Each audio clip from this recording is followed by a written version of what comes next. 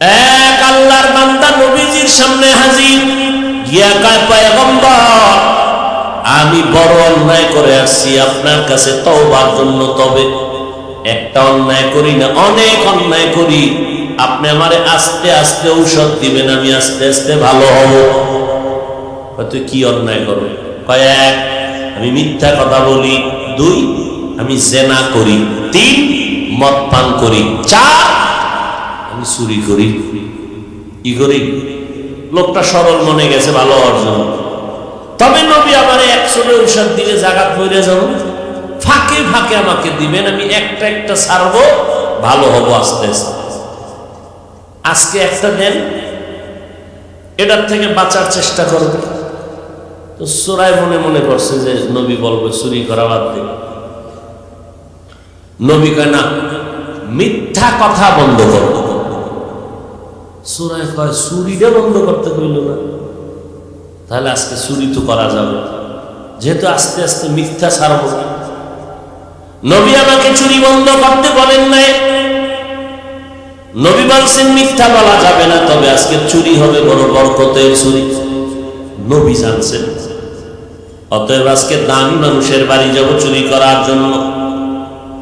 রাতের অন্ধকার, চুরির নিয়তে ঘর থেকে রাতের আধারে বের হয়ে গেল, রাস্তার মাঝে গিয়া পেরেশান হয়ে গেল। নবী জানে আমি চোর। বাড়িওয়ালা একজনই মাল না পাইয়া নবীর কাছে গিয়ে, আমার মাল নাই। নবী জানে আমি চোর। নবী ডাকবে, কার মাল নিছ? ক, ওয়াদা তো নবীর সামনে দিছি, মিথ্যা বলা যাবে না, সত্যই বলা লাগবে না। নবীর সামনে দ্বিতীয়বার হাতে নাতে চোর হিসাবে দাঁড়াইতে চাই না। চোরায় চুরির বাড়ির থেকে রাস্তা বন্ধ করে নিজের ঘরে রওনা, না চুরি করে নবীর দরবারে যেতে চাই না।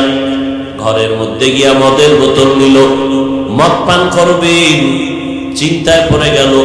মায়ার নবী যদি আবার জিজ্ঞাসা করে, মদ কয় বোতল পান করেছিস? নবীর সাথে ওয়াদা দিছি, মিথ্যা বলা যাবে না, স্বীকার করতে হবে। তো আমি আবার দ্বিতীয়বার ইচ্ছা করে নবীর হাতে ধরা পড়তে চাই না। মদের বোতল ফালায় দিল, জিনাও বন্ধ করে দিল। পরের দিন নবীর সামনে গিয়া ডাক দিয়া কয়, নবী,